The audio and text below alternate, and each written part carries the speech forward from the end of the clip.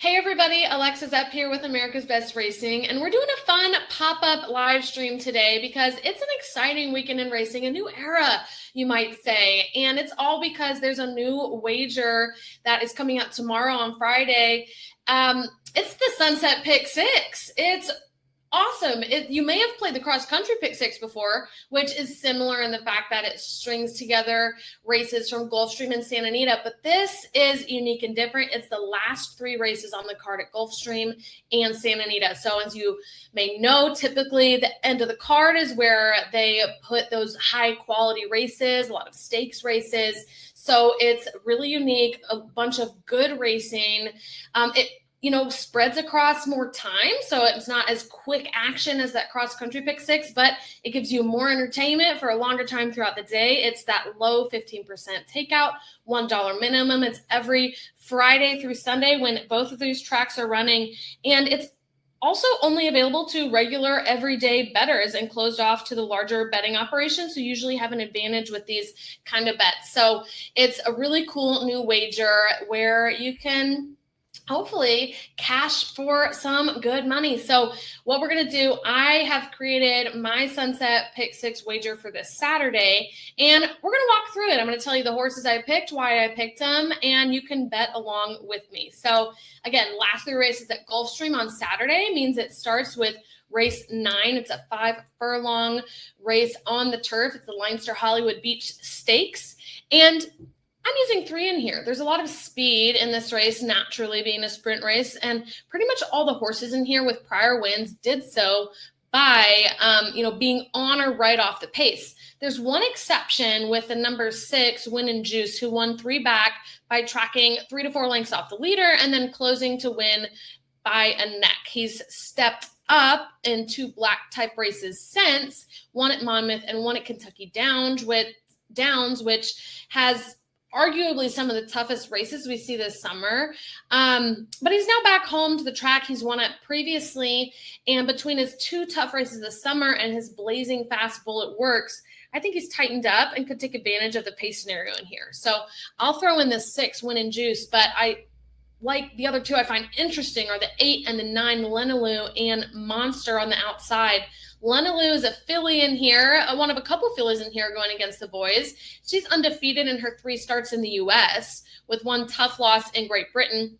In a Group 2 race, she'll be setting the pace for sure with Monster to her outside, who's only won 1 of his 4 starts, but did so in a monstrous fashion, like his name, winning by 9 lengths. So Lenaloo's going to be tough, and her odds are going to reflect that. But if Monster can get an upper hand with the lead, he can also make an impact. I do see a scenario, though, where these 2 burn each other out, and then hopefully Win and Juice could pick up the pieces. So I've used 3 horses in here, the 6, 8, and 9.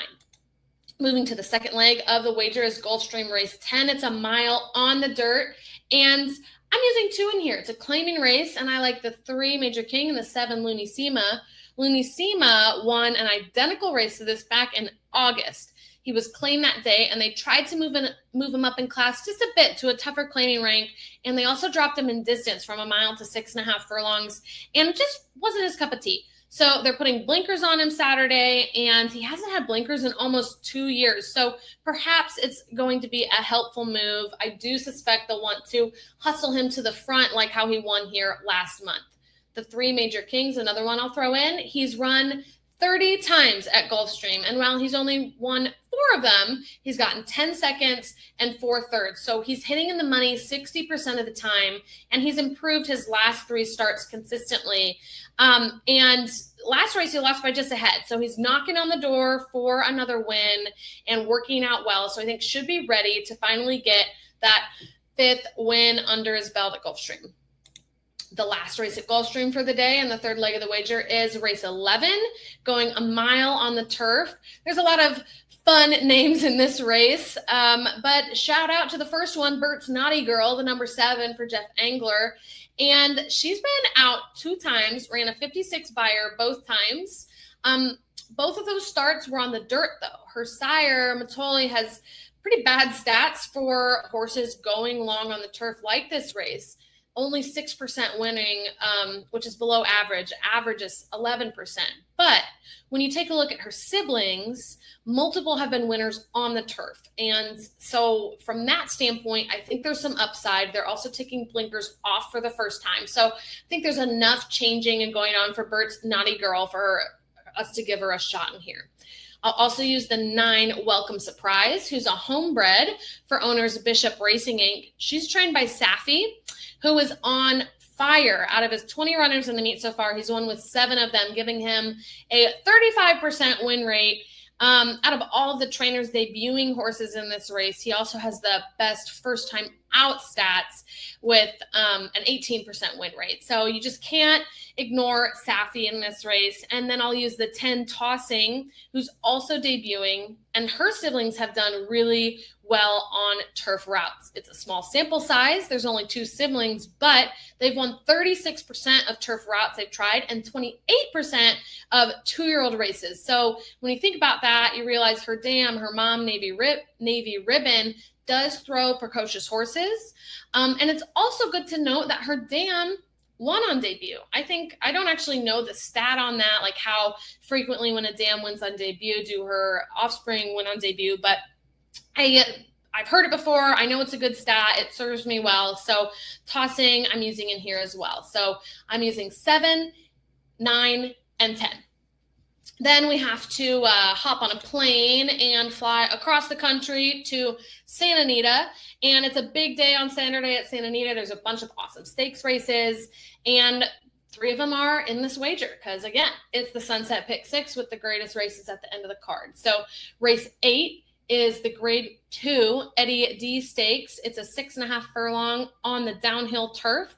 And it's an interesting drama-filled race. We've got the returning champ from last year, number 8, First Piece, who's back to try to defend his title. The only thing with First Piece is he's only run once since his this race last year, and it was a month ago at Del Mar. It wasn't a stellar performance, but trainer Mark Glatt is really good at having his horses ready second time off of the layoff. He wins 34% of the time when he brings them second time off.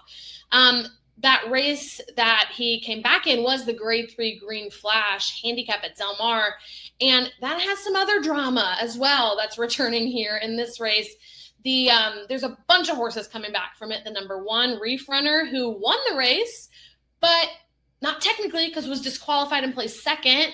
And then the 3rd place finisher, Beyond Brilliant, is returning in here as the number 6. And the number 4, Sorrento Sky, also returning from that race. He got 7th place, but only by 2 lengths. So you see a 7th place finish and you're like, ugh, but then you see 2 lengths and you're like, wow, they really were all coming at the end. So, you can't really discount too much. But I do think the ones returning are the major contenders in here, along with one other, the number 5 Yellow Card. So he won his last out and got second in a Grade 1 at Kentucky Downs last year, going 6.5 on the turf. So I am going to use 2. I had to make tough choices. I like to keep these tickets affordable. So I had to, have some conviction and make some decisions. So I'm going to use Reef Runner, the number 1. Again, one of the common opponents who got disqualified last out. His main challenge in here is the distance. He's run either 5 furlongs or 5.5 furlongs for basically his entire career. He hasn't run longer than that in 2 years, but he's a grindy kind of closer sort of horse. So I'm hoping he'll be able to sustain that added distance. And he's super, super fit at the moment and running his lifetime best. So I'll use the 1 and then the 5 Yellow Card. First time integrated stakes this year, has been doing really well at the allowance level. So this is an ask to step up, but I think he's capable of it. And Timeform US, if that's a handicapping tool you use, it's one that I like, does have him winning the race from a pace advantage standpoint. So my picks in this race are the 1 and the 5. If we've made it this far, which I think we will, we move on to the Grade 1 Goodwood Stakes, big feature on the card. And I singled in here. I said, I'm standing on it.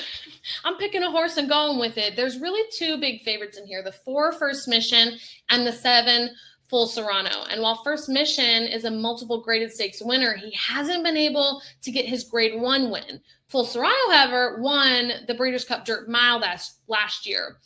First Mission has had some more time to get in shape for this race with 2 runs this summer and 4 throughout the year, while Full Serrano took a long break after the Breeders' Cup, only running once since, which was earlier this month at Del Mar in an allowance race. He won that one with absolute ease, though, opening up on the field over 7 lengths. So I think that was a, hey, let's stretch your legs, get you back on the track, and get you primed up and ready for the one we're pointing at, the grade 1 Goodwood Stakes. So I've chosen to single Full Serrano. I didn't want to beat the favorites, and I'm not going to play 2 favorites in a race, so I landed on Full Serrano. And then finally, the last leg is race 10, grade 3 John C. Harris Stakes. And I spread a little bit in this one. It's a tough field. There's 13 horses. It's 6.5 furlongs on the downhill turf again. So a lot, can happen in a short sprint race going downhill on the turf. But I have decided to use the 1, 5, and the 6. The 1 is Warming for Graham Motion. She's changing tactics from her recent route races and going back to a sprint, which is how she broke her maiden and won her first out. It's also her first time on the West Coast. Her last 2 races were grade 1 and grade 2 company. So this should be a little bit easier of a spot going up against grade 3 company. And there's a fair amount of speed in here. I think she can hopefully rally late against. So I'll use Warming, as well as a big long shot, Lee's Baby Girl. She's 15-1 on the morning line. So hopefully that price holds and she stays a big long shot. But I think there's a lot to like about her last performances. She won Wiring the Field in a claiming race where she was claimed for $50,000 and then moved to her new trainer, Carla Gaines. And with Carla, she's been out once and she won again, but in a different fashion by sitting off the leaders and closing at the end. So this is a big step up. But again, she improved so massively with her new trainer, especially from a speed figure standpoint. And sometimes that's what it takes. A new trainer, a new barn, a new scenery, change in pace. And sometimes a new trainer just really unlocks a horse. So I'm hoping that Carla figured her out and we see another big improvement at big odds. So I'll use 5, Lee's Baby Girl, and finally the 6, Cassaloo. This horse won 2 stakes at Santa Anita at the end of last year and the beginning of this year. One of them was on the same course, going 6.5 on the downhill turf.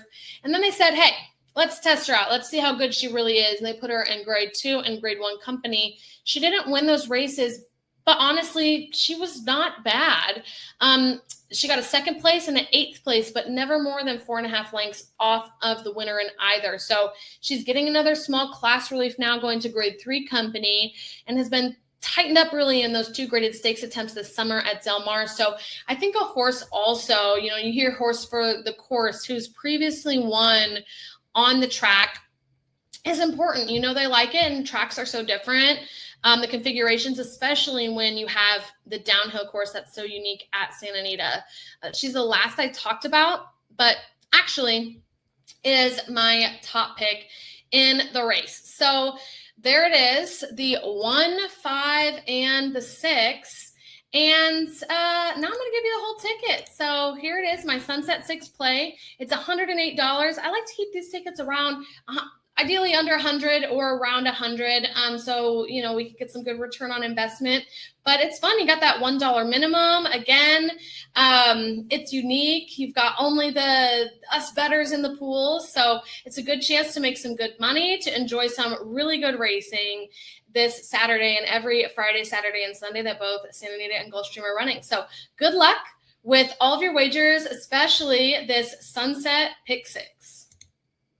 Play the all-new Sunset Pick 6, featuring the last 3 races from Gulfstream Park and Santa Anita Park. Player-friendly 15% takeout. A $1 minimum. Retail-only wagers. The new Sunset Pick 6, every Friday through Sunday.